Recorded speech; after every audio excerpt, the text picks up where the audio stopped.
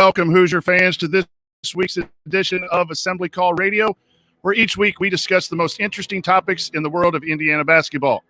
This is our 207th edition of Assembly Call Radio, and it is our 691st episode overall of the Assembly Call, recorded on the evening of April 1st, 2021. I am your host, Brian Tassoni. And let's begin this edition of the Assembly Call, how we begin every edition of the Assembly Call, and that is with our Hoosier Proud banner moment. And Indiana is the national champion. When it comes down, Indiana will be champion. Smart takes the shot. The Hoosiers have won the national championship.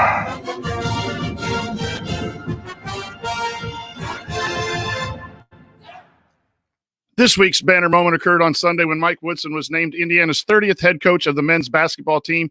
Along with the hiring of Mike Woodson, it was also announced that Thad Matta was being hired as associate AD for men's basketball. There we go, the announcement we've been waiting for ever since the release of Archie Miller.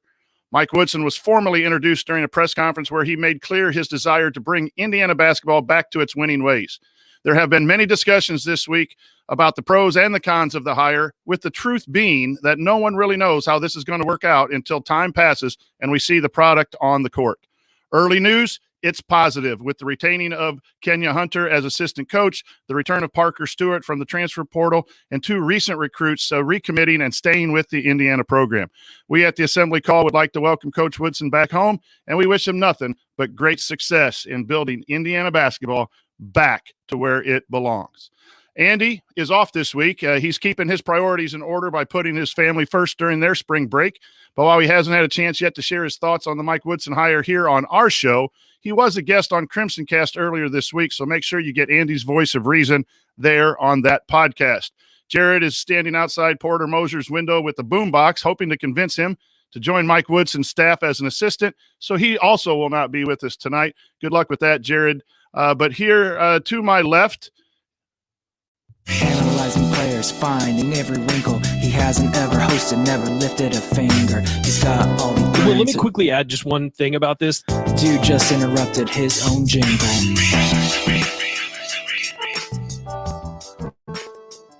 Ryan, your last appearance on the Assembly Call was easily the most polarizing segment in the history of this show. What would you like to rant about this week? You're muted there, Ryan. One of the first times of course I am. in show history that you were muted and didn't have anything to say. I think somebody did that on purpose. I really do. I think they're trying to prevent me from talking. No, I think you have to understand where I have been coming from in this. And it's not that I'm not rooting for Mike Woodson and don't want him to be successful, and I'm not just absolutely praying. Guys, I'm praying for him to be successful. You know how hard it is to do these post-game shows after a loss? I want as many wins as possible. Whoever is coaching, I want that. I think in the initial blush of the hiring, I had some skepticism about it because Mike Woodson's 63 and he's never built a college program. And we've seen a lot of coaches go from the NBA to college and not be successful. There's a laundry list of them we could go into. There have been guys who have been successful as well. My only concern was that he never coached in college and all of that stuff. And as the week has gone on, and I've said repeatedly, it doesn't mean I don't think he can win and I don't think he'll be successful here. It's just I have some skepticism about certain aspects of the job and whether he can do it. But what I will say is the more this week has gone on and the more some things have happened, I felt better about it. Certainly with the Thad Matta addition, I think is brilliant for Indiana. Given that Woodson hasn't built a college program before, what do? You go out and get one of the best program builders of the last 2 decades to basically assist him behind the scenes and show him how it's done. Great hire. Cannot argue with the Matta hire. I wrote at the Big Lead this week that I think the Matta hire is going to have a lot to do with how successful Woodson is, one way or the other. If those guys work really well together, and it seems like they will, Woodson was the one who was interested in having Matta around. If that works out, I think that's brilliant. Being able to retain Kenya Hunter immediately is a huge deal for this program. Kenya Hunter is in with a ton of recruits for 2022. All of the big names Indiana's chasing. Kenya Hunter is pretty much the point guy on their recruitment, at least most of them. And so I think that being able to get him to come back and also, you keep Parker Stewart with that as well. Parker Stewart's a kid who in an NBA style sort of open offense with a lot of threes is going to fit really well. Look, I think that I've felt better as this week has gone on about it. I'm not saying this is a home run hire, but I don't think anybody can say that about any hire. Chris Beard to Texas fits great there. I'm not saying he's going to go win national championships at Texas because you can't say that. We're going to have to see how this plays out over the next few weeks, how the staff fills out. Certainly feel better now than I did last week or earlier this week. But there's still some question marks. How's his system going to translate all of that? We'll see that play out over time. But I do think it's an exciting time for Indiana basketball. I've never shied from saying that. The amount of positivity around the program right now is far different than we saw over the last maybe 2 years. And I think that it's nice to see Indiana fans excited about the future. And that's something we haven't had for a long time. So will Mike Woodson be the guy to hang banner number 6? I don't know.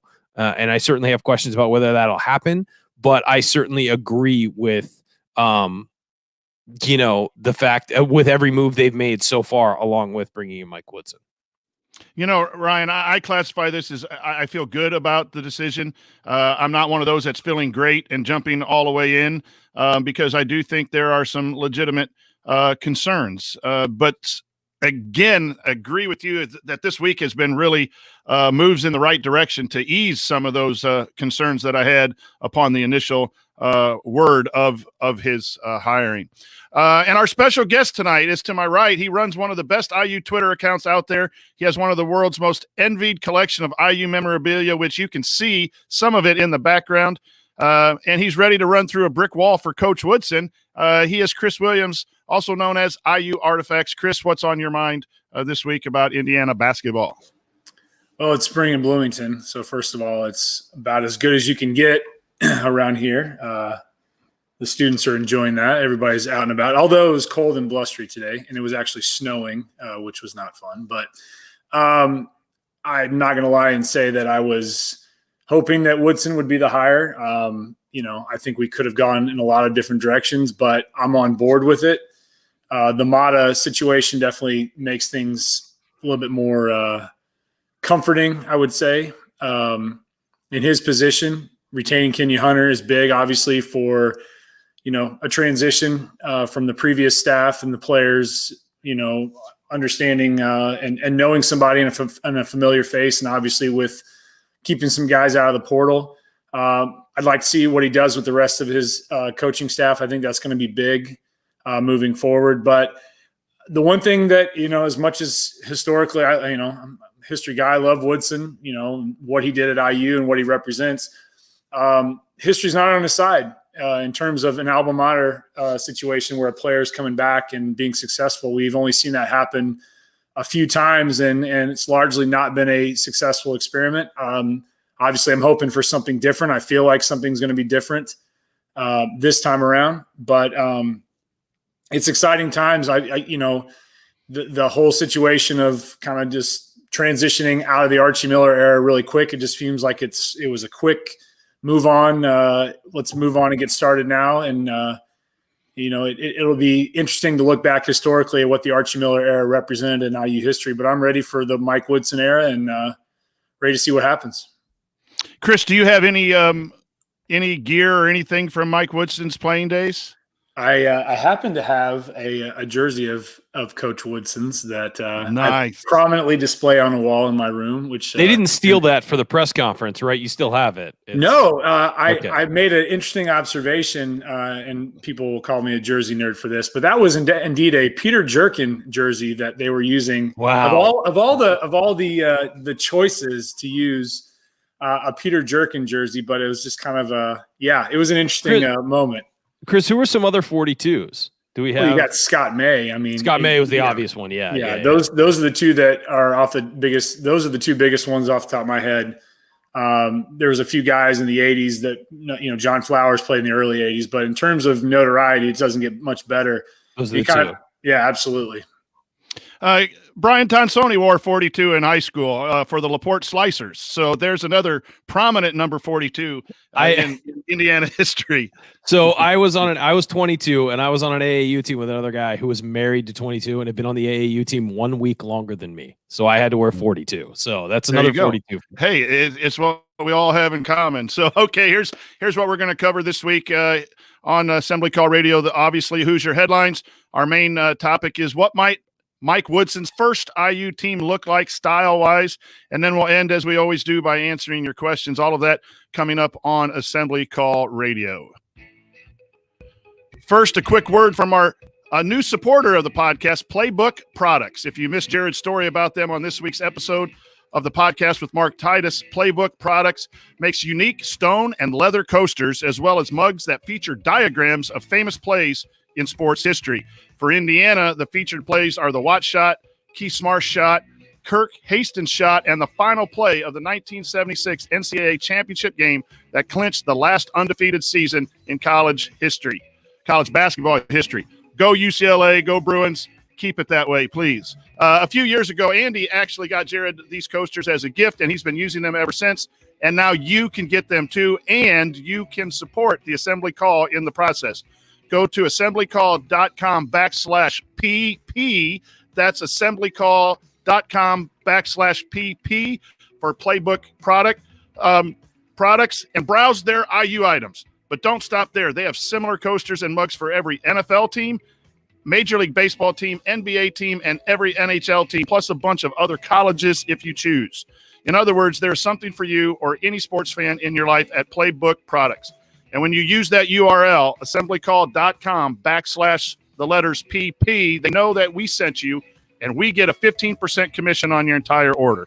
In fact, we sent out an email about Playbook Products last week, and 30 sets of coasters have already been purchased using our URL, which makes sense. It's an incredible product, and our audience never fails to step up and support us. So go to assemblycall.com/PP and pick out your coasters and mugs today. That's assemblycall.com/PP.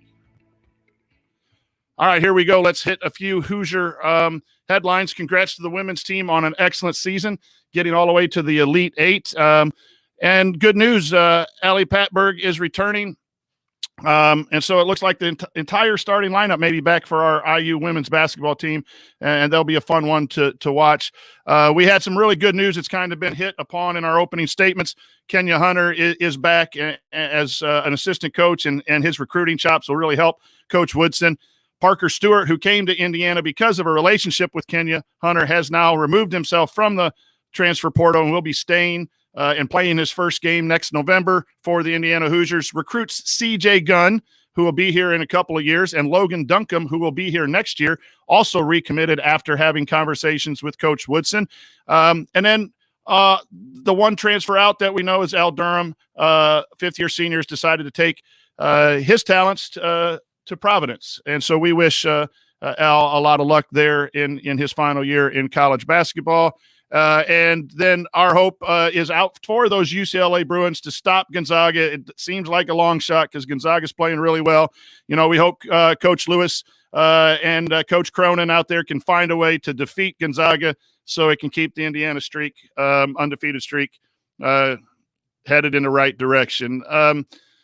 Chris, any thoughts on some of the – let's focus on the guys, the news we had this week. I know Ryan has mentioned some of it, and you did as well. Your thoughts on some of the news that we heard this week and why it's so important in this first week of the new regime? Keeping Kenya Hunter, I think, was a no-brainer, not only from a personnel standpoint to relate to the players that we have on staff and nice transition, but also his ties all over the country are going to be extremely important for Coach Woodson, who's dipping his toes in the college scene and trying to understand the recruiting process that way. So that was big. I'm anxious to see what Parker Stewart's going to do. I think that obviously was a no-brainer for him because I think in his situation, he wants consistency, and keeping a guy like Hunter around is going to be big. It'll be interesting to see the impact that that this decision has on the other players that I know Coach Woodson's been meeting with this week and trying to entice to return. I obviously don't expect everybody in the portal to return. Coach Woodson's kind of hinted that he's kind of looking at the guys that he thinks that are going to make the biggest impact and then kind of go after the others that are in the portal right now. And that's going to be an interesting situation with this portal situation because it's a whole new ball game with this extra free year. And I think that's going to play a big difference. You mentioned the pivoting to the 76. I spoke with a guy who earlier today from a newspaper in Spokane about our reaction and how we feel about the situation with Gonzaga going into the Final Four undefeated. And we've seen that before. UNLV has done it. There's other teams as well. But, we think back – Kentucky, yeah. We there were 3 teams in the 70s that had undefeated seasons. UCLA had 2 back-to-back, and then Indiana in 76. It's a bigger deal now because it's not happened. And the style, the dynamics of teams where – your best players are not staying 4 years. They're moving on. Schedule's way different. Yeah. I mean, more games. And we talked about, he asked me, we were talking about, is there going to be, this kind of, asterisk attitude towards this season? And I said, well, we can argue all we want about the West Coast Conference. We can argue all you want about Gonzaga not playing some of the preseason Power 5 teams that they may have, but you still have to go in and you have to win every game. You still have to go in and deal with the pressure. So from a personal standpoint, does it hurt a little bit more if Gonzaga wins it this year, given the fact that we didn't have the season that we've wanted to have for now 4 straight seasons? Yeah. But records are made to be broken. And at the end of the day, it is what it is. Am I going to root against Gonzaga? Of course. But am I going to be upset if they win? No, because they were the best team in college basketball all season. And if they win, they win. But it's interesting because I haven't seen a whole lot of negative rhetoric, at least from my end, going into this Gonzaga team. For the most part, people are acknowledging that they are a really damn good basketball team, and that's a fact. Yeah, I think you're absolutely. Go ahead. I think this, from a coach's standpoint, watching Gonzaga it's just beautiful. The way they play together, the way their skill set is, the way their players execute the fundamentals, the way they guard. I mean, you name it. The pieces all fit perfectly. They just all fit perfectly. So if it happens to be undefeated champion, that would be what you would want to be to match, the 76 team. And times change. Indiana went 32-0, and now you play in a regular season. Unless this year with COVID, you play 31 games, and then there's more games in the tournament too. So and your conference, So if they do it, congratulations. And it's the kind of team that I think you would want to really break that record if they had to. Well, let's be real about Gonzaga real quick, because people are going to knock them for the West Coast Conference, and I agree. Like, you can't compare the West Coast Conference to the Big Ten. I understand that, but they beat Kansas, Auburn, West Virginia. We're scheduled to play Baylor, the number 2 team in the country, and then that got canceled for COVID reasons. They beat Iowa. They beat Virginia. I mean, they played good teams early on, and then obviously blitzed through there. And the thing about them is, how many double-digit wins did they have? It felt like all of them were double-digit wins or blowouts. I mean, it's not like they played close with people. And in this tournament, USC was playing incredibly well, has NBA guys on that team. They played a zone meant to slow Gonzaga down and had length and all that. That wasn't a game after 5 minutes. They just blow people away. And I'll tell you, watching this team, and this doesn't mean that they can't lose. That Kentucky team that lost in the Final Four was as good as any college basketball team that year and as good as any college basketball team in the 5 years prior. They were unbelievable, and Wisconsin just beat them. Gonzaga could lose, and certainly if they play Baylor in the final, I think Gonzaga is a step above Baylor, but if Baylor gets hot from 3, they could beat Gonzaga. Sure, anybody can lose at any time. But if you just had me line up the best college basketball teams I've watched, this Gonzaga team is right up there with North Carolina in 2009. That 2000. Go ahead. You have to acknowledge that this team, I was listening to Mike Lewis on Dockage today, and Lewis acknowledged that Gonzaga is the king of the West Coast. It's without a doubt. You can't look at it just because they're in a weaker conference. I think they would run the show in the Pac-12. I think there's no doubt about it, because they are getting – it's not like, Mark Few's taking 2- and 3-star guys. Right, they have not anymore. Yeah, exactly. Yeah. There are 4- and 5-star guys on that team that are lottery picks in the NBA draft next year, and And their bench has like the number 1 international player from 2 years ago, and then the number 3 international player from 3 years ago, or last year. It's not a fluke. It's not a fluke. No. They're loaded. And Few's a great coach. Few has always been a great coach, and now he's got players that can match up with it. Like Jalen Suggs is going to be a top 5 pick in the NBA draft, and somehow he got him to go to Gonzaga. Like it's, I mean, and you got to credit Few for staying there too, and not using Gonzaga as a stepping stone and making that he could have gone to UCLA, a big time program. And that's not to say he might not go with some of the job openings. North Carolina's open. They usually go in house though, in some fashion. And you're seeing some other programs open up. But Ryan, I want to send this to you. Commit CJ Gunn and Logan Duncombe, who have not played at IU yet, but committed to the prior staff, came out this week and said, after talking with Coach Woodson, is there that's a positive? I know that's a positive, but what does that say about Coach Woodson, that these guys really weren't recruited for a year and a half and built the relationships with someone totally else, and within a week, Coach Woodson has them staying with Indiana? I think that's a really big positive for me, looking at that, the way he's talking to the kids and the parents. What I would say it tells me, because you haven't built a relationship yet, and so you're really selling at that point. You might sell your system a little bit, but they haven't seen it. It's not like it's not like he's coming from being the head coach of the Knicks, where they could have watched it on TV. And he's been an assistant for the last couple of years. And so what I think it tells me is that Woodson's really good at selling the school. He's really good at selling the university and telling kids, hey, this is a place you want to be. And look, the message to all these kids should be, look, if you come and play at Indiana and it doesn't work out professionally, or you want to go play internationally for a couple of years, you come back, you're getting a job in the state somewhere, because that happens to former IU basketball players. Somebody will hire you in the state if you played at IU. The connections at Indiana are that. They are incredible connections. And so his ability to sell the university as much as his program is going to be enormous, because he's a guy who can say, hey, I went there. I turned out pretty good. I'm in a good spot. Look. And with CJ, I think CJ really wanted to go to IU regardless of who was there. I really got that feeling that he just really loved Indiana. Logan Duncombe, I think he committed to the prior staff, but I think that, again, it's a guy who really fell in love with the idea of playing at Indiana. And so I think both guys were looking for a reason to recommit.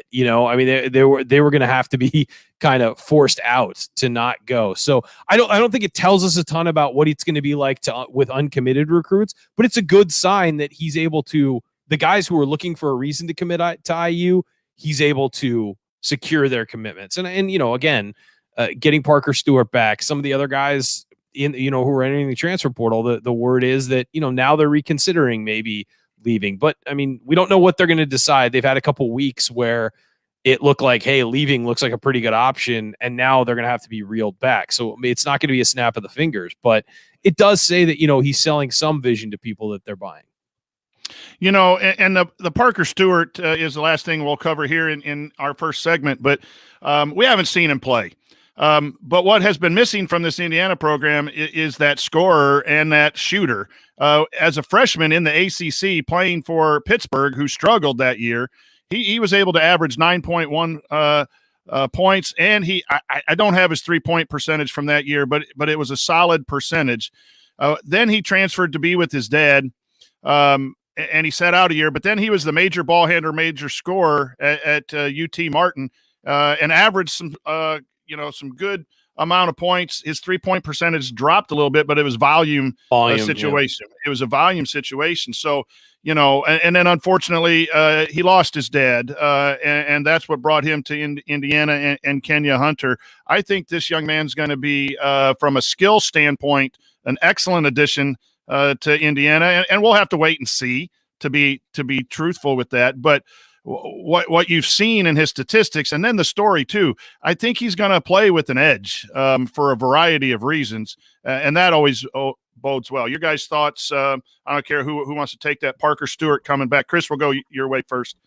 Yeah, I think if you listen to what Woodson wants to do with the offense, he wants to spread the floor. He wants to have the ability to dump it down and then pass it out. It's essentially what we've been lacking, is we've had the post man who can, be the playmaker, but we've seen it for the last 4 years. There's a double and triple team because we can't shoot the ball. So if Woodson is true to his word and wants to bring in shooters, which I would be shocked if he's not, given the fact that he's one of the best shooters in IU history. I mean, he is a shooter, but I don't see why that's not something that's a possibility. Definitely. And I think Stewart brings a lot to the table.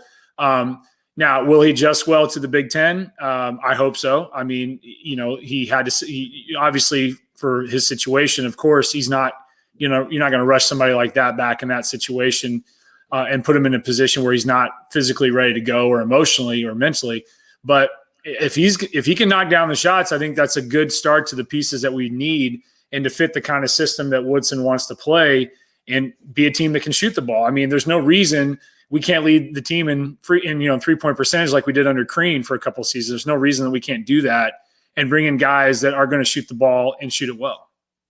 And play defense. Ryan, your thoughts on the Stewart removing his name from the transfer portal? Yeah, I think it's big because it gives you a scorer and somebody who's scored in a major conference before. Now, do I think he's going to lead the Big Ten in scoring or anything like that? No, but I think it gives you a guy who's a confident scorer, can shoot, maybe go get a bucket. And if you watch his highlights, that's a guy who can go find a shot and go get you a basket. And so I think bringing him, obviously the most important person to bring back right now, other than, we're not considering Trace Jackson Davis because he's not in the portal, but of the portal guys, it's Armand Franklin. You've got to find a way to bring Armand Franklin back. But without Armand, at least that gives you another guard who can score some and figure it out for you. And he's got some size on the wing as well. So, I think that it's a big piece of news. But getting any of these guys back because of depth issues is going to be a big piece of news. It's late in the game. They're behind the 8 ball with transfers because of the hire and everything like that. So it's just every guy you can get back is going to be big for the program. Okay, coming up on Assembly Call Radio, we're going to assess the little bit that we know, or at least we think we know, about what Mike Woodson's first team at Indiana will look like, and we'll discuss the many question marks that still need answering. So stick with us.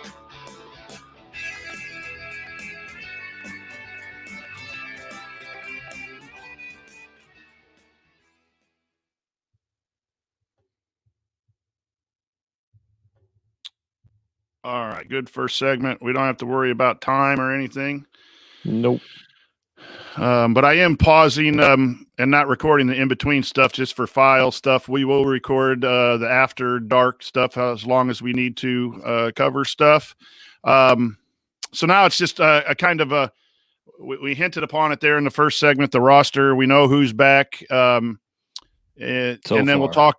Yeah, and then we'll talk about some of the style that we think. And I think it's hard to judge the style because he hasn't run a program since, 2014. And then anyway, an NBA coach is always going to throw a little different wrinkle flair in that's needed at, every level's different. Stuff that works at one level might not be there because you attack the NBA, 3-second defense rule a little bit different than help side rules and everything. So there's going to be some differences there, but we can talk about it. He's going to have to adjust things too. I mean, the things you ran in the NBA, you're not going to be able to run in college to a certain degree. There's also, there's a longer shot clock, there's more you can do. And so the rules are different, but I think again, that's why bringing someone like Mata in helps because he knows all of that stuff. Somebody was talking about Gonzaga in the chat and maybe, they're recruiting or whatever. Well, next year they have Hunter Salas coming in, who's higher ranked than Jalen Suggs was. I mean, they're going to be a juggernaut for a while. And aren't they the big guy from North Carolina has hinted that he might want to. Yeah, I mean, they're going to be loaded for years. And their last 3 recruiting classes, I think one was 13th, one was 6th. This year it's lower because they only have 2 players in it, but they got a 5-star. So Gonzaga is going to be where it's at for quite some time. Yep. So, all right, let's forge ahead. If you guys are all right and ready. Yep. All right, here we go.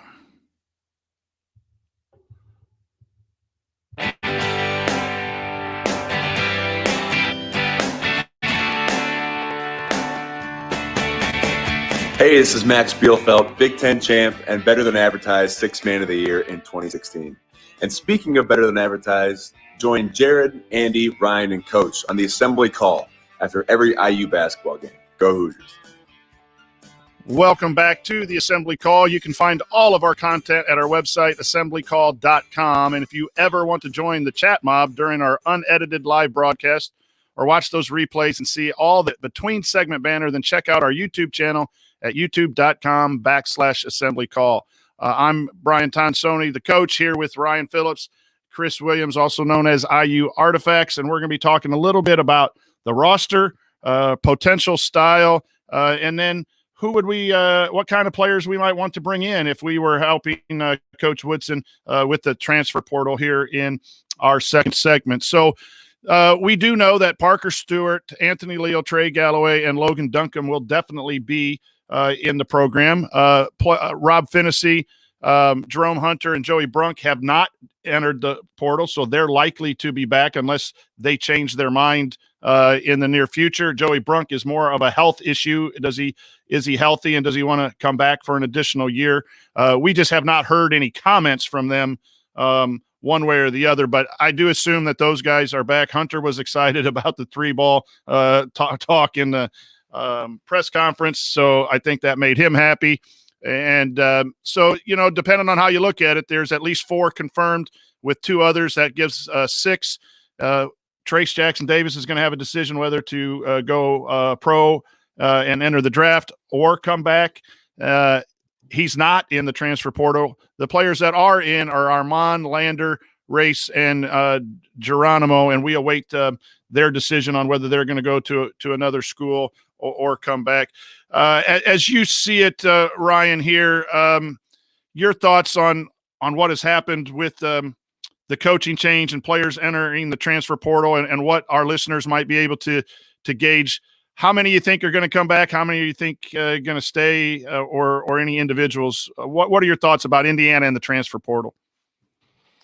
Yeah, it's interesting. I mean, Armand Franklin is being, offered by everybody. It seems like everybody sees his potential and is going after him hard. And I know Illinois is, Louisville, rumors that Michigan's reached out, Notre Dame. I mean, they're going after him because he's a good player who made himself a heck of a lot better. And teams see that and see that we can go get him. I would expect him to get a complete full court press. I think Christian Lander wants to come back if he thinks he fits and if he thinks he'll be developed. So we'll see. Race, I know the pull of going home is pretty big for him. And, his dad played at Minnesota. They have a lot of ties there. There's a new staff at Minnesota. It wouldn't be like going and playing for Richard Pitino in his final year. I think there's a lot that makes sense there. I've heard Jordan Geronimo's family would really like him to be back on the East Coast. I don't know if that's going to play out or not, but I would say those 4 guys, I feel like Lander wants to come back from what I've heard. He just has to feel like, hey, are they going to make me better for the next level? Is this going to work out? And so, but I think everybody agrees that he and Armand are the ones where you have to get them back. Like, you have to do whatever you can to get them back. And I would say that, Race Thompson, I would love to have him back because of the energy he provides. And there were games this year. There were probably a dozen games this year where he kept Indiana in it with his effort. So, I mean, you hope that with a new staff, everybody plays that way and keeps you in it with their effort. But Race just has this ability to go out and get things done on the court that we haven't seen a lot out of the last 5 years for Indiana. So I think that obviously Armand's the guy they got to put the full court press on along with Lander, but you got to get Race back if you can. I mean, basically you'd love to get as many back as you can because this roster was thin to begin with. And Archie Miller had banked some scholarships instead of, using them. And that means that the lineup's going to be thin. Chris, your thoughts on the 4 guys in the portal, about chances of coming back or what's going to happen here in the near future? I don't see all of them coming back. I just kind of listening to what Woodson said about the style of players that are going to fit in what he wants to see. Obviously he's made it very clear. He even used the word beg with Trace, which, I think if he can sell Trace on the idea of development, I think that would be huge. But, I would like to see them all back because, like Ryan said, we have other scholarships available. We can go in the portal and find other guys that are available. There's a lot of good talent. Now, does a Marcus Carr come from Minnesota? Does a Trey Mitchell come from UMass? I don't know. I would love to see Race back. I personally think he's going to go to Minnesota. I don't know why, but I just have a feeling for it. They just got a new, I think it was Ben Johnson, he played in Minnesota. He was an assistant there. I think that's going to be a pull, especially with his dad's ties to the school, being one of the greatest football players ever there. I think that's going to be something. And I think that, playing at home, playing in your home state kind of thing, or playing near home with Geronimo is going to be a pull that if Geronimo doesn't see himself fitting in this new system, what's the point of staying? And I think, Lander, I think, is the key if you don't see yourself getting Trace. I think it would be a huge coup if Trace is convinced with the writing on the wall that has been in there that he was likely going to go pro. If he can be convinced by Woodson that player development is going to be there and he can envision himself being in a better position next year with the draft and pro prospects, that would be unbelievable. But I think Lander showed so much, potential toward the end of the year with his ability to see the court. He still needs to work on his shot, obviously. But I think the two biggest is going to be Trace and Lander. I don't want to see Armand transfer either, but I think, again, it's going to come down to, are you going to buy into the system that Coach Woodson's setting out for you? Are you going to buy into what you hear from him in terms of player development? Or are you going to be a situation like with Armand where there are other suitors out there, that are going to offer you something a lot better? Because, some of these big-time Big Ten players are hearing from 30, 40, 50 schools. And again, it's just hearing from them, but it's not as if there's not other opportunities available that may be better off. But I would hope that we could get a majority of the guys back, of course. I mean, I don't want us to have to start from scratch. I don't want this to, turn into we're bringing in everybody possibly JUCO and through the transfer route. But it's inevitable that some guys are not going to stay. Yeah, and right now there are, I count 6 guys on the roster, and you bring in 2 or 3 guys out of the portal, you're at 9 for a year until you can get the landscape.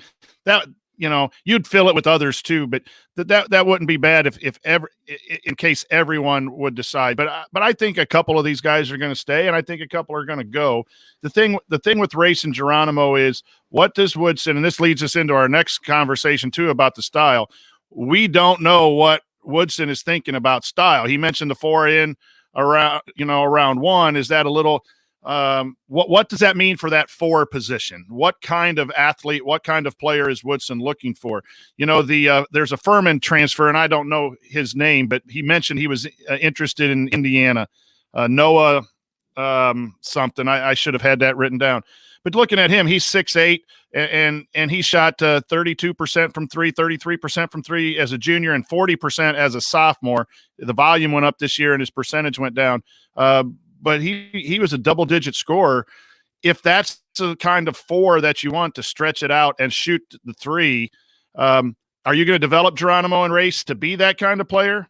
You can do that. Or is that the kind of fit, like you were talking about, Chris, where some players really don't fit into where Woodson sees as far as his positions? That's the likelihood of any players that you see transferring out. Woodson hopefully is being very honest and upfront. Here's what we're going to run. Here's what the positions are going to look like. We're not going to play that double low post offense that was here before. And either you're going to be in a backup role or you're going to be asked to do this, and be honest with these kids and give them a shot. Race has been here for 4 years. He had a redshirt year, and then he's been here for 4 years. So he's given Indiana University 4 years. So if he comes back, I love him. I think both he and Armand are those gritty, tough guys that we love, and we really would like to have them in the program. But I can understand if he did want to go after 4 years, And the one for me that I think is just special that I would really hate to see leave is Armand. I just think he could be a closer. He could be a 3-point shooter. We've already seen his ability to defend. It got better as a sophomore. It could get better with the Woodson coaching. I think he has a chance to have a special junior and senior year. And really, he's got 3 years if he needs to. He might develop and be able to go to the next level too. You never know. Armand's the one that I'm really looking for. And then, if I had to go number 2, it probably would be Lander, because point guards are so difficult. And we've seen Rob at times play well and Rob struggle. You're going to need some multiple. If you have 2 and maybe you can develop them, that's great. You could go for your stretch 4 and your wings in the transfer portal. You don't have to worry about bringing in a new point guard. So that's kind of where I'm at on the roster. I think you're going to see more shooting. Hopefully you'll see more shooting. Good Lord, I hope so. Colin Castleton was the guy you were thinking of, Coach, from Furman. What? Colin Castleton was the guy you were thinking of.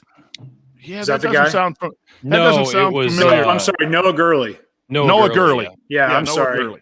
That was the guy. That was the Florida guy. Castleton's the guy from Florida. So, and there's a Noah Locke, a 6'3" guard that someone has mentioned. Indiana has shown some interest in the transfer portal. And I know that's one of our later questions too. There's over 1,200 athletes in the portal, and is that a lot? That seems like a lot.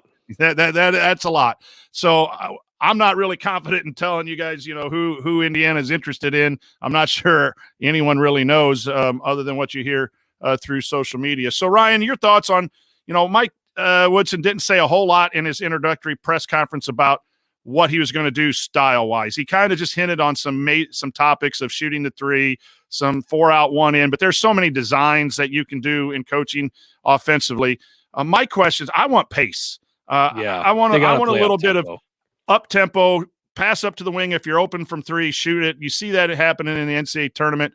And defense, I believe he's going to be mostly man-to-man, but he's not going to be opposed to switching it up to a zone, a trap, some switching maybe in order to win games. Your thoughts, Ryan, on kind of what we might be able to say about Mike Woodson style, our best guess at this point? Well, NBA guys said that relative to other NBA teams, his teams actually played a little slower. And it was a lot of one-on-one stuff because he had Carmelo Anthony, who was kind of – but, that might be because of personnel. I don't know. But they were efficient, but they were a little slower. And so I don't think we're going to get that up-tempo running style. Hopefully, maybe that, again, was a result of personnel and not his philosophy, because I agree. I'd like to see some more up-tempo. I'd like to see some more, quick offense that runs fast. Now, look, I mean, his first year, it may not look smooth because, he's going to be installing everything with new people as well. So, and he's going to have to adjust to college, and he's going to have to adjust his system and his offense to the college rules and to, certain aspects of playing with players who can't knock down jumpers in their sleep like they can in the NBA. In the NBA, if you're open from 15 feet and there's nobody around you and you miss that shot, it's a headline. But everybody can shoot from 15 feet in the NBA unguarded. And so, because they do it professionally. Certain things will have to be adjusted. Certain things will have to be worked on, but I think you can expect a more modern offense. Certainly, he's coached under a lot of good coaches. Doc Rivers, Mike D'Antoni offensively is a great head coach. Larry Brown, a lot of guys who have coached and at that level and have been able to adjust their schemes. And I think the thing about the NBA that people sort of miss is how much versatility there is, how much scheme versatility there is among these coaches. Because again, it's not like recruiting to personnel. You go out and you find high-priced guys and then you try and build an offense around them. It's not like college where you go out and find guys who fit your offense. It's different. And so you have to be able to do multiple things as an NBA coach, offensively and defensively. And so I think that's one thing we should expect is there's going to be some versatility with Mike Woodson. And he might one year run an offense that does certain things, but then go back to offense he used in the NBA with different personnel that fits the personnel he's got. And maybe, it's a sort of a hybrid of those things. And so certainly he's got a huge book of, offensive sets, defensive sets, all of that after coaching for so long that he can work with. And so that to me is better than somebody who's never done it before or has never been a head coach and never had to make those calls. So that's probably one area that he's going to be a big benefit. Chris, your thoughts as you've seen the press conference and heard him talk and just your thoughts about what we're going to see come November when the ball gets tipped off at Assembly Hall, that very first game. Well, I'm hoping to see this infamous Sweet Georgia Brown inbounds play that everybody keeps talking about. Honestly, if shots are falling, that's going to be a huge development from the last 4 years. I mean, I would hope that we're going to be a scoring team. I'm going to hope that we're going to be a team that's going to average more than 58 points a game. Now, if we average 58 points a game, but we have a shutdown defense, then if we're winning, I could care less. But he was pretty vague on his comments, and I'm not surprised by that. But he did. Yeah, he talk didn't about, reveal much. No, and that's fine. I'm not surprised, and I'm sure he's still going to figure out what scheme he wants to use. But he did hint at the fact that he wants versatility in his players that can switch on defense and guard different players, and not have a guy like 6 feet tall guarding a 7-footer down low and be stuck in that situation. But he wants guys that can play the 2 position, the 3 position, or guard the 4 position in those situations. And I think that's huge, and I think that's a given. But I would like to see, I just want to see scoring. I don't think that's a lot to ask. I don't think it's a lot to ask that we're a team that is an offensive threat but plays good defense. It's so funny. Like, after Crean left, everyone was like, "Oh my God, I just want to see somebody play some damn defense." Yeah. And then after Archie's leaving, it's like, I just want to see somebody who makes a 3. Yeah. That's all I want. It is funny how, like, it just swung. Let's just get both. Like, can we just be consistent? Yeah. I don't need to, if we're top 10 in both KenPom, we're doing something right, obviously, but I don't expect that. I just want, it's got to be fun basketball. It can't be stagnant basketball. It can't be a situation where we're going on 9-minute scoring droughts. And I think that he sees the writing on the wall very clearly, and you can see in his conference. And, his press conferences aren't going to wow you, but he is genuine. He's honest, and he's going to be sincere in what he's saying. I think that is, that to me is all you need. I don't need someone who needs to sell the press conference and be a wow guy like Crean was. I want a guy who's going to coach and put the guys in a position to win. And that's it. And if we win, I don't care what scheme we're using. I don't care how we're doing it. If we're winning, we're winning, I want to go back and see some things, but he was, being praised for being creative on his pick and roll defense with Atlanta, I think, and being an innovator. And a lot of coaches at every level are really good at finding matchups in their offensive schemes. Well, that's the NBA does that all the time, right? Some college coaches just run some offense and do some things, but the dribble weave you see and some of that stuff is to get the right matchups and attack. And that's the one thing that's always been impressive to me. You look at Nebraska with Fred Hoiberg. They haven't been very good, but the reason they were competitive in games and scared every team that they played is because they were very good at moving that ball in a 5-out situation, finding the right matchup and attacking the worst defender, and then forcing rotation and kicking and hitting threes. And if they got hot, they were going to pull off upsets. Well, you get the right talent and start doing that. I think that's what bodes well for Indiana down the road. And we just don't know. But Ryan, you're right. His playbook is it's incredibly thick because, the pros, they wake up at 8:00 and they go to work and they design things for this game and they have then design this for that game. And there's all kinds of situations. That's why, Micah Shrewsbury at Penn State, who was working at Purdue, came from Boston and really did a nice job offensively as an offensive kind of guru up north at Purdue. That's the one thing about the NBA guys, and not saying that college guys don't have great offensive minds, but the NBA guys really understand both offense and defense. And NBA gets a bad rap that they don't play defense. They do play defense in the NBA. It's just that the talent is so good that people just pull up and hit shots. So yeah, the Lakers won a championship last year because of their defense. Let's be honest. They played incredible defense in the bubble. And the team they were playing, the Heat, got to the finals because of their defense. So the X and O's don't worry me so much about Woodson. The style, there's a style that I'd like to see. I'd like to see obviously more 3-point shooting and a little more transition. But Chris, you're absolutely right. Let's win, and it needs a combination of defense and offense, not just a program that was supposedly defensive oriented like the last 4 years and couldn't score, or let's score 90 and hope that we hold the other team to 89 like we had previously. So. We've talked a little bit about the players coming out of the transfer portal. I think we're all in agreement. Shooting and that stretch 4 is probably where they're looking at. This, I think, is the next step. And again, I don't know that we know this answer, but we'll start with Chris.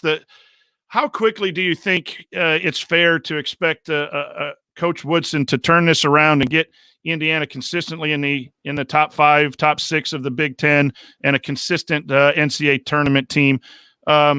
What's fair versus what we all want it next year, obviously, to happen immediately. But in your mind, what's fair on how quickly Indiana can return to some consistent top level Big Ten play? I would expect with the goals that he has in mind within 2 or 3 years. I'm not expecting competing for a Big Ten title next year. I mean, if we want to look historically, yeah, Knight took a team to the Final Four in his second season, which again, we can't make that comparison. But I think the world is different now. Thank you. Yes, it is.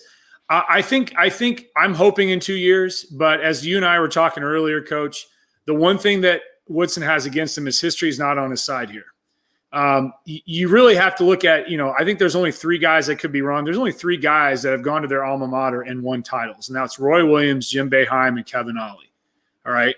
And Ollie washed out quick after. Exactly. That 14 season was a kind of a fluke. So we have to take that with a grain of salt, and we have to look at all the situations that, yeah, Jamie Dixon had a good season at TCU, but they've stunk. Anthony Grant's done decent at Dayton, but they've stunk of late. And we saw the Mullen experiment at St. John's, so that didn't work. And Ewing, if they had not gone on a run in the Big East tournament, it was going to be a quick exit for him probably in a couple seasons. Yep. So my thinking is that now it's different with Indiana. It just is. And again, we hear that all the time, but I think 2 years to 3 years is realistic to be competitive in the top half of the Big Ten. I'm not saying that we're going to be have a losing record next year, but again, it's a new scheme and a new style, and some coaches are able to get that from day one and others are not. But I'm willing to be patient for 2 seasons or 3 seasons because we saw what would happen last time. And I'm not saying that, it didn't end up largely the way it was supposed to, but I think we have to understand that we are an impatient fan base, but we have an IU guy in place here, which is going to satisfy a huge portion of the population of our fan base that have been screaming for this for years. But we have to take that with a grain of salt, that it is a transition for a guy who hasn't been a head coach in 7 years and has not been a college coach. But I think realistically, with the right support staff and the transition that Mata is going to help him with, I think 2 to 3 years, you're going to see a team that is going to be competitive, that is going to play competitive basketball, that's going to be fun to watch, and hopefully is competing for, a top 3-4 spot in the Big Ten.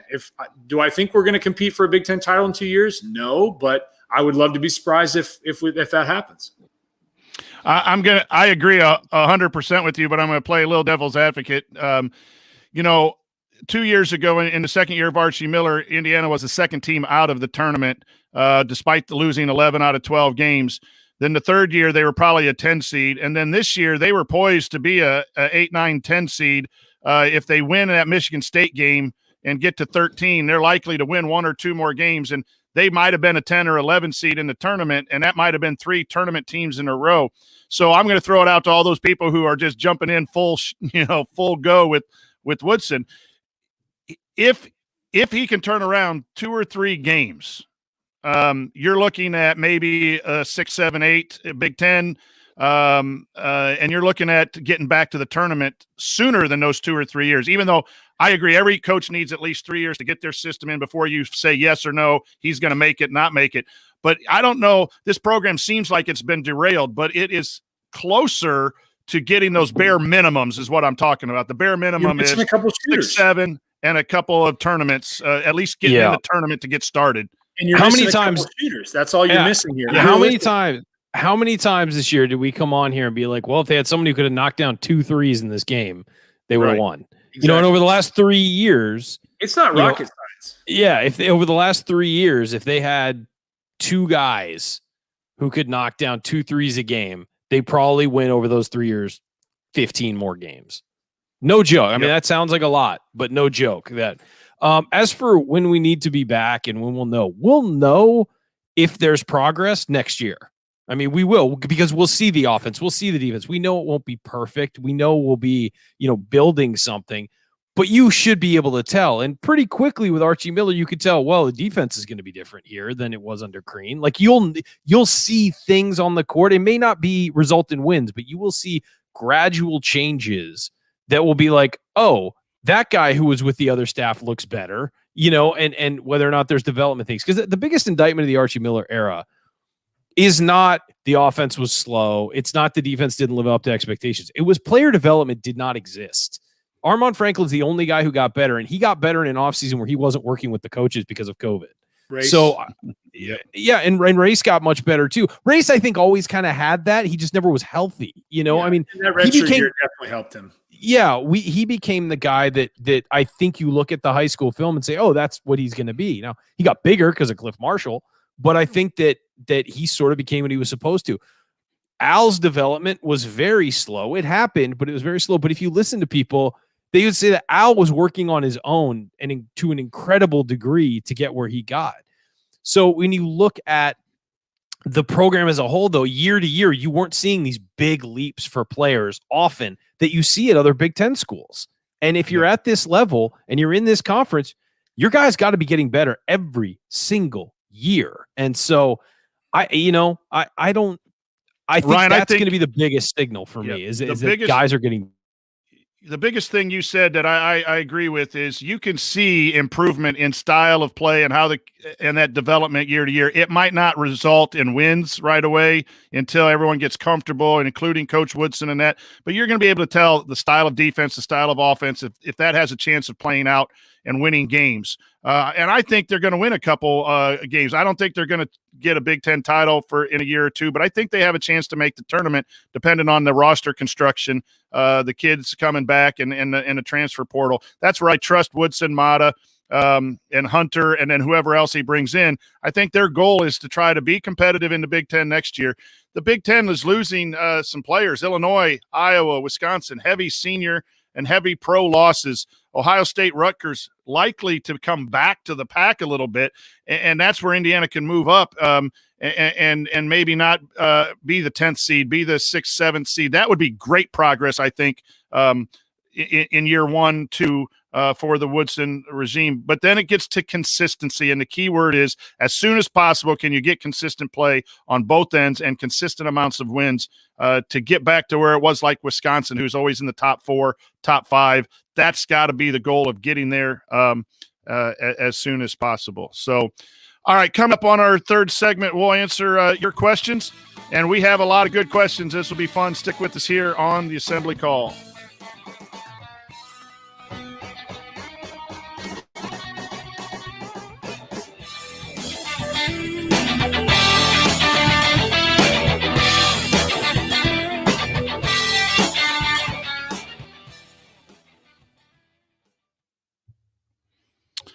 All right, good job, fellas. We got a mediocre question, and then we got Always fun. Oh, look at these. Some good questions there. We'll try to run through these as fast as possible. So I'm ready to move on if you guys are. We're already about an hour in. Let's do it. Yeah, those were long segments, but good. Yeah, good stuff. but good, and especially this week. So, all right, here we go.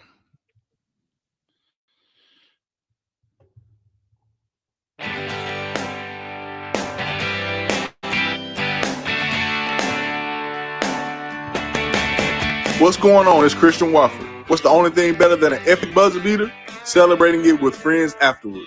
Join my guys Jared, Andy, Brian, and Coach on the Assembly Call after every IU game.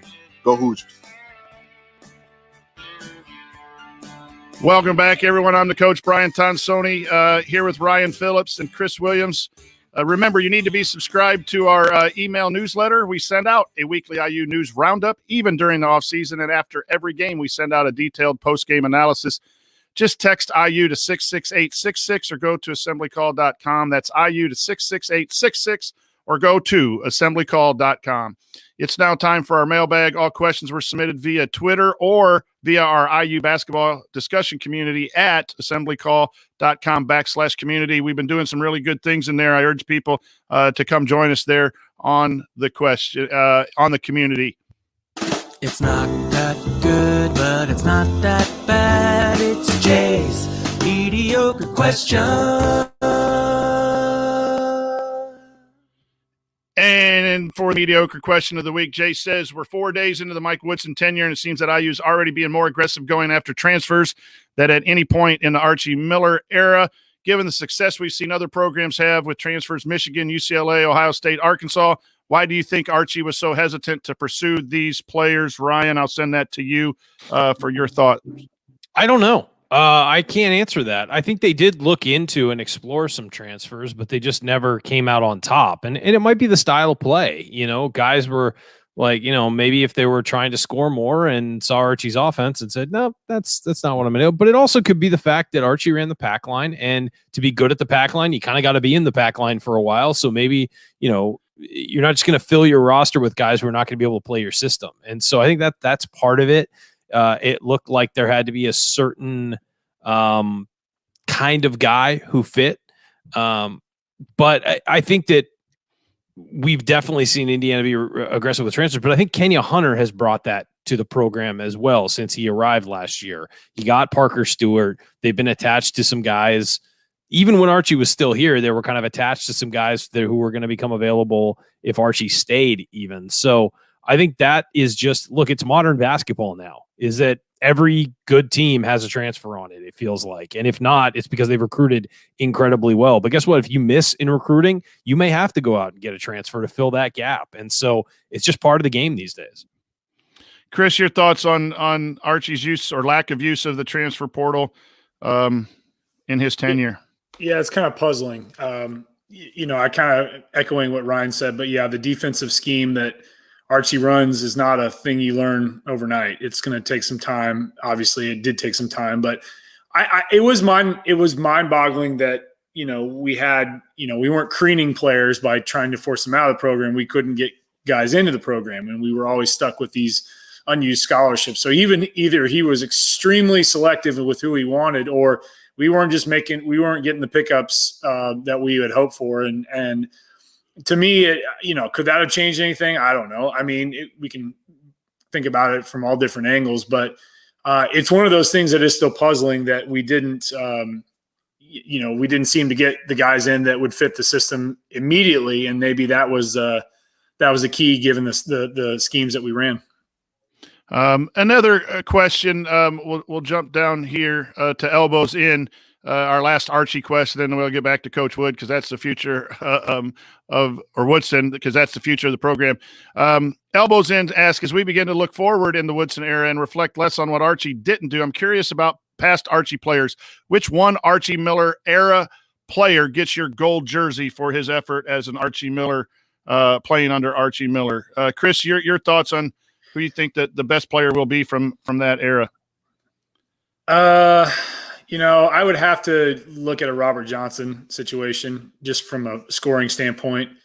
And he was a fan favorite in this house. So my vote would have to go with Robert Johnson just because I think he's kind of forgotten because of that first season, which a lot of people point out as the year he was supposed to be the lead guy, and it was a bad year. And, and that's ironically one of the seasons we shot the best from behind the arc. Not surprising, but I'd have to go with Robert Johnson. Ryan? Oh, man, that's tough because I have two. Al certainly was the most successful under Archie. If you look at the 1,000-point scorer and what he came from, being a guy who was recruited by somebody else as a low 3-star and wound up being, arguably the most integral offensive player outside of Trace Jackson Davis during Archie's tenure. It's between he and Romeo for me, because Romeo was the guy of Archie's. Landing Romeo was the last time everybody at IU was fully on board with Archie Miller's tenure. But I'm going to stick with, I remember that day, and there was just joy in the streets in Bloomington and across Hoosier Nation. I mean, I certainly, when he committed, ran outside and ran some circles around the block. I was so excited about it. But I would have to say Al, just because, the numbers he put up in that time and what he dealt with, and still came at it every day with a smile and was one of those guys you really liked, as well as a guy who got things done on the court. He was a 1,000-point scorer. And how many guys in Indiana history have done that? 53, 52. Yeah. So it's like 50-ish in the history of Indiana basketball. Well, and here's the thing about Al, one of the absolute most genuine, nicest people you will ever meet. And that was, I'll tell you, from my 9-year-old standpoint, he will forever be his hero. And he was absolutely distraught when I told him that unfortunately Al was going to Providence and not coming back for another year. So my oldest Damon is still recovering from that. So for me, kid. Just a great kid. Yeah, for me, it's Jawan Morgan. I think the call. best player was Romeo, but Jawan Morgan, the development from a 7-point per game before Archie got there, and then in 2 years, forced to play the 5 when he didn't really want to, and he was a little out of position, and yet played so well, double figures, and then ended up getting some time in the NBA. I think that was the development piece there, similar to Al Durham. His time that would be mine. So Phil asked, and we've answered a lot of these questions about the transfer portal. I think we've answered, so we can kind of acknowledge the people and thank them for asking the questions and move through this. But Phil said, I'm traveling, missed happy hour last night. Happy hour in our community. We do have some meetings where we do Zoom meetings and just sit around and talk as fans. Another reason why to give it some consideration to joining the Assembly Call basketball community. But he missed that. And he said he's going to miss tonight's show, but he'll listen back. He goes, what's the status of the remaining players in the transfer portal? We've already talked about that. Who are the candidates coming in? We've kind of talked about that, although we really don't know a lot. Really don't know.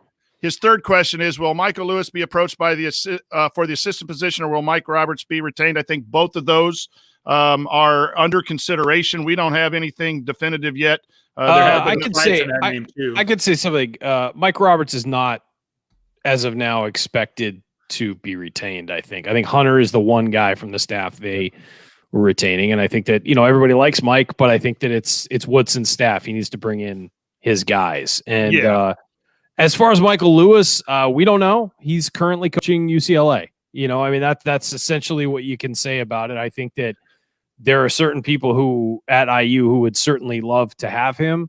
I don't know any more than that I can say definitively, but he's certainly an attractive candidate. But at the same time, he's having a lot of success at UCLA. So I don't know. He's certainly in a comfortable position at UCLA right now with a good team, and they're going to probably be better next year and even better the year after that. So Mick Cronin's really building something out there.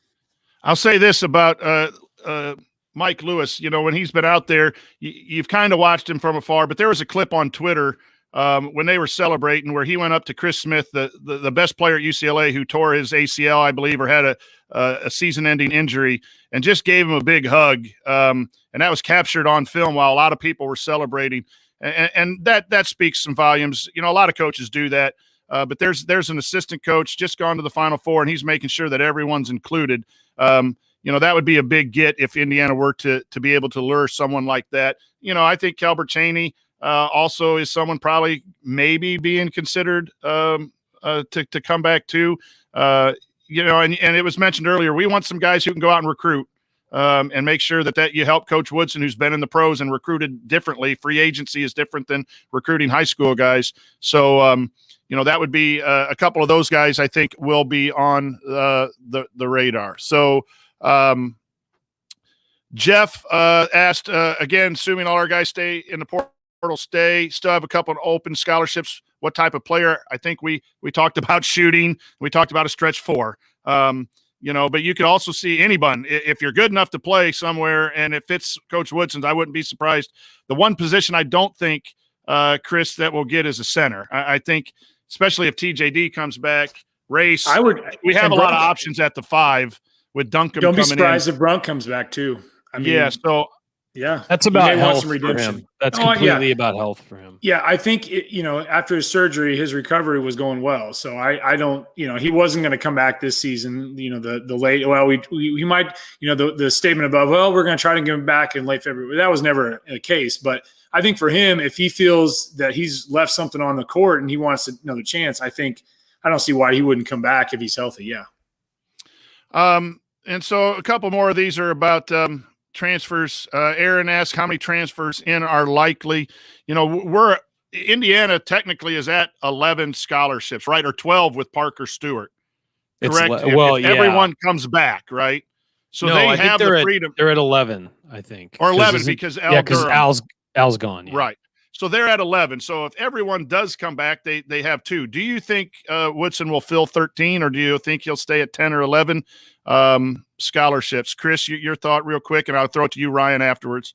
I think it's just a matter if he gets the right personnel. I don't think he's going to waste a scholarship on something that he's not committed to in his situation. Could I see him use all the scholarships? I don't think he will use all of them. But if he finds the right guys that fit his system, then who knows? But I don't see him leaving too many scholarships on the table, especially what he needs to do to bring in this year.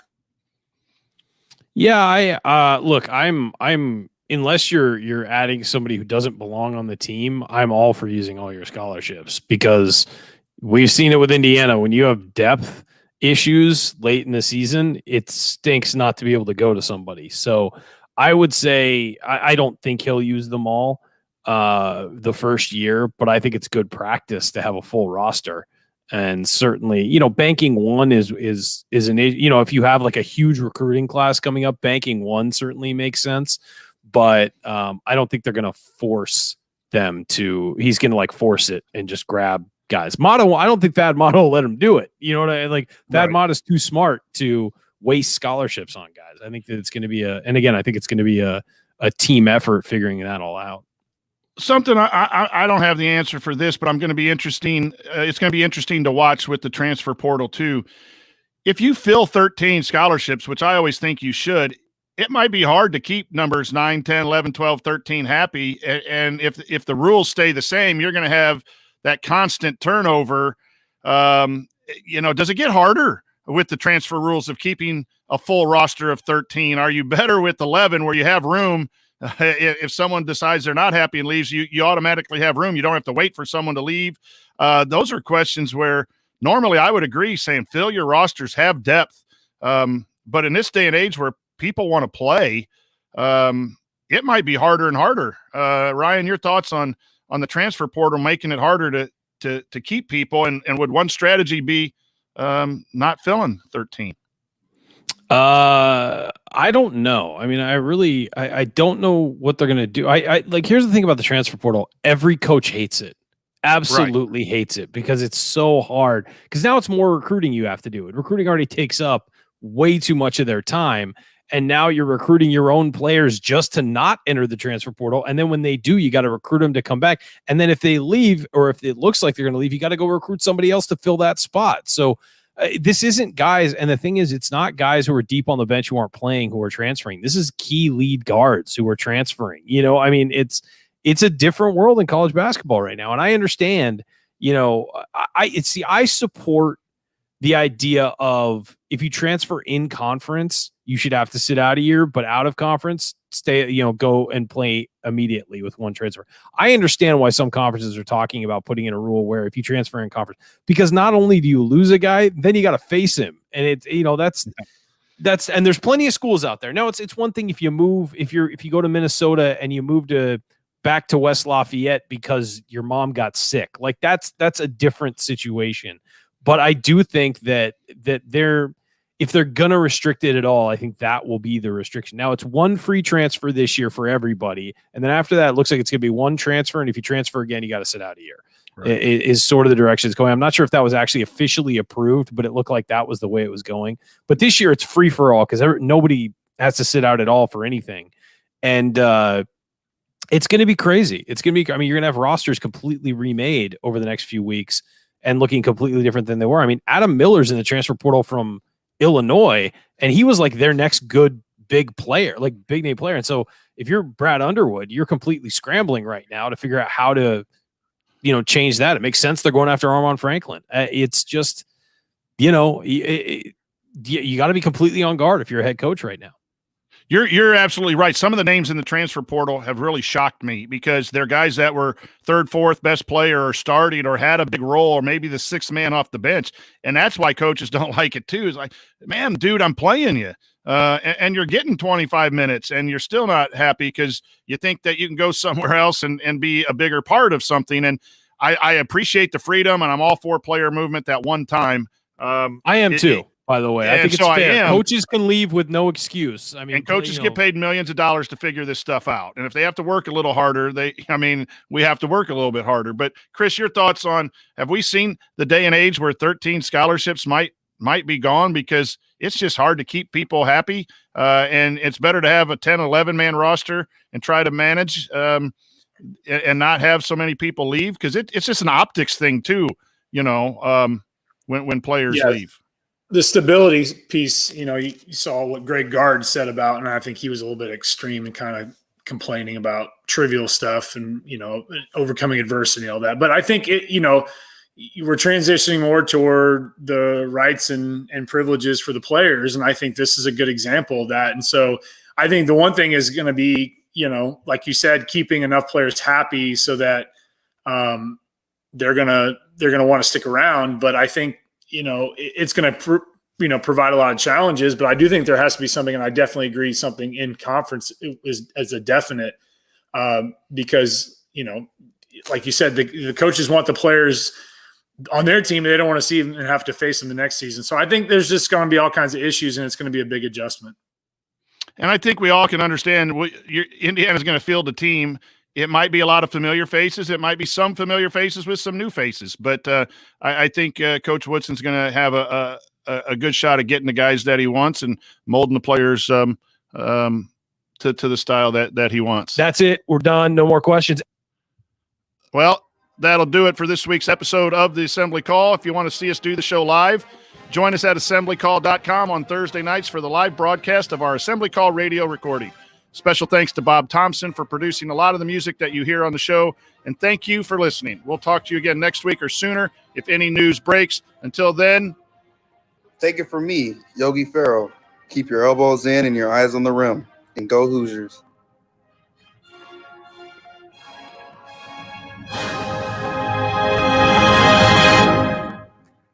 Thank you. Thanks for coming out. All right, I got to get out of here, folks. Thank you. Welcome, Coach Woodson, to the show. That's a new change. We like it. Very good. By the way, I'm serious, guys. His voice reminds me of Tone Lokes. That's it's Tone Loke. I am so upset with you for mentioning that because now I can't get it out of my head. Like when he's doing a press conference, I think Funky Cole Medina or Cool Medina, whatever that song's going to come right out of, and he's just going to start going. Yeah.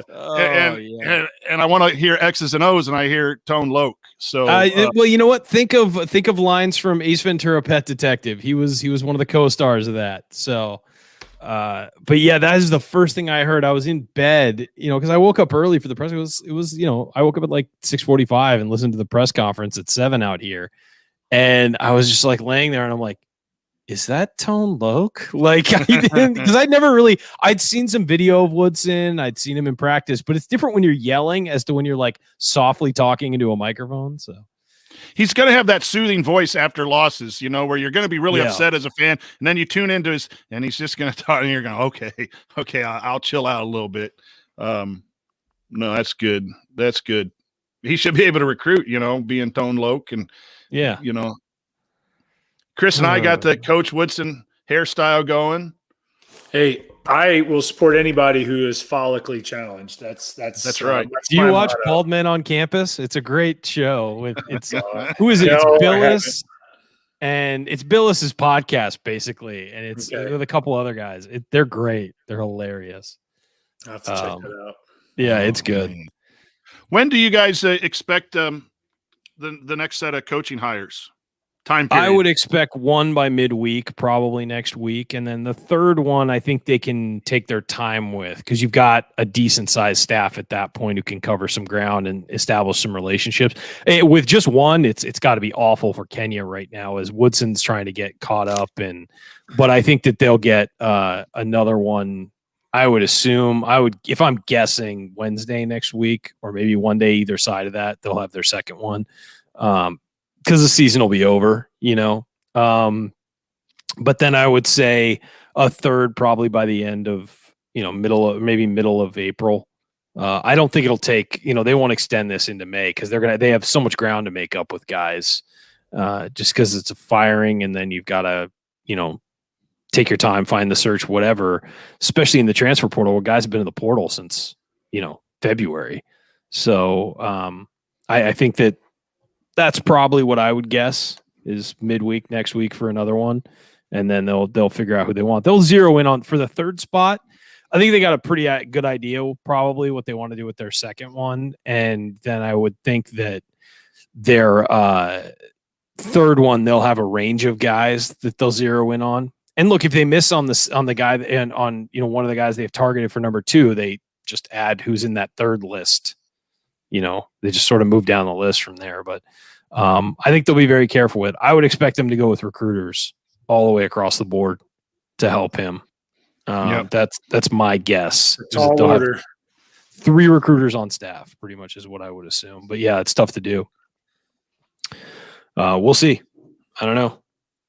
But it's also it's also I'm saying that not knowing what Thad Matta thinks, and it's a lot of it's going to be his advice, I think, and a lot of it's going to be this is what you're going to need. This is who you're going to need. These are the relationships you're going to need to have. Who can fill those relationships? Because Thad Matta knows Indiana recruiting, knows everything about college basketball. He has on speed dial every guy he needs to know in Indiana, and he's going to have to find someone. Hey, can this guy fulfill these relationships to get you these players? What a huge asset! I mean, it's enormous. It's unbelievable.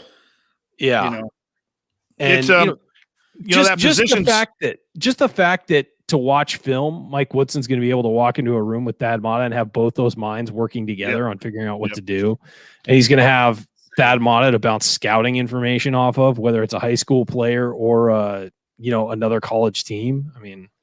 That position in the past has been very organizational, helping with scheduling and quiet behind the scenes. Behind the scenes. I think that's still going to be it, but it also adds a point of that collaboration. Like, here's what's I want to do this.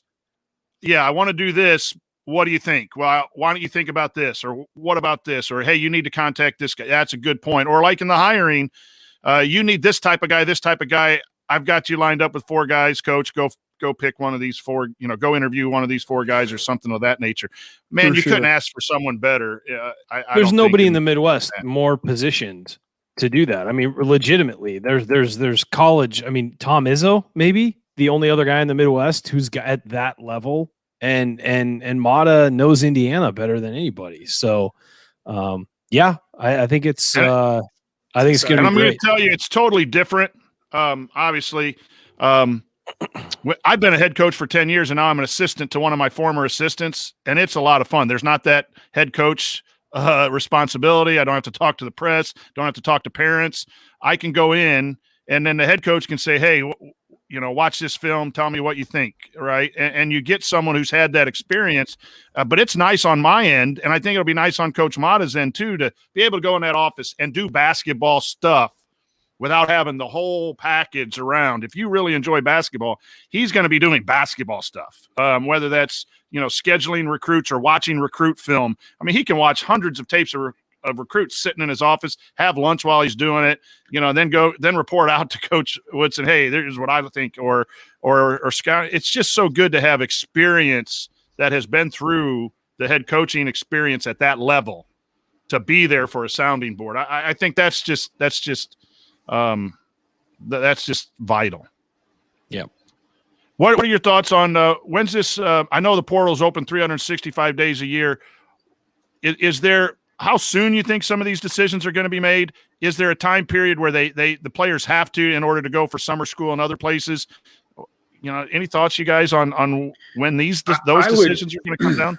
I would assume it would be quick on our end if we're going to hear guys staying, just because they've already had the meetings, the one-on-one meetings, they had the group meetings, and I would think that if the players are not going to stay, then they're going to want to look at their potential suitors and figure out what's going to be best. Because if it's coming down to a roster position, that maybe one roster position on an ideal place outside of Indiana, it's not here. That could be if they waste way too much time, I don't know. You got to look at it like a free agent situation in a lot of ways, obviously. But I don't know. Well, yeah, and plus you want to get to your new place. So you can learn the system, learn the guys, get ready, start getting on court. I mean, these guys are playing all the time. Yeah, even it's in the already April. April. They're playing 5-on-5 with each other. They're working out with each other. I mean, you got to get in there quick. So I would expect in the next few weeks we'll really know a lot more. You got a month of school left too, so you only got 3 weeks of classes and finals left to finish. You got to be in good standing. So in the next 2 or 3 weeks. And you're right. If we start seeing players come in, I think that's a tell real quick. Either Coach Wooden has made a decision or the players have made the decision. If you start seeing reports if we do happen to get a commitment from someone before we hear definitively one way or the other. And it might be a situation too where, guys, if you want to come back, we're looking at, Noah Locke, and we're looking at the Gurley kid, and we're looking at some of those kids, Yep. You better come back if you want to come back type of thing too. You want to be fair, but there's some of that. There's always some of that in recruiting. If you have 2 recruits, it's like, we'll take the one who commits first, type deal in high school recruiting. Yep. All right, boys. It was a good one. Thanks for Good coming job. out, Chris. As always, we love seeing you. Happy to be here. Always. I'm sure you've had a lot of inquiries this week about. Oh, well, the highlight of my day before this was talking to that Spokane news reporter about the 76 team. So How do you get in contact with you? Did somebody direct him through to you? Galen? He talked to Galen. Yeah, there's another guy in their network so it was all about the perspective, getting everybody, the pins and needles position that we're in now with a potential undefeated. So, but yeah, it's like, yeah, honestly, they're a worthy team. They really are. Yep. And So you know good. what? It's a record that's going to have to be broken at some point. I know some of us don't want to hear that, but it doesn't change the fact that the 76 team is that. And it doesn't diminish the 76. That's when I was They explaining. went 36-0 in conference play. I mean, top that, that's not going to happen in the Big Ten ever again. So no. But I enjoyed it, boys. Thanks for having me. It's just good to have some good news heading in the right way after the way the season ends. It at least gives us some hope and some positivity. And everyone, if you're like me, I keep checking my phone. Come on, there's got to be some announcement today. There's got to be something today. It's been 4 or 5 days of solid stuff. I was bored today. I guess I should be teaching. Times, right? Yeah. Yeah, it is. All right, Good guys. to see you guys. All right. We'll see Good you. night.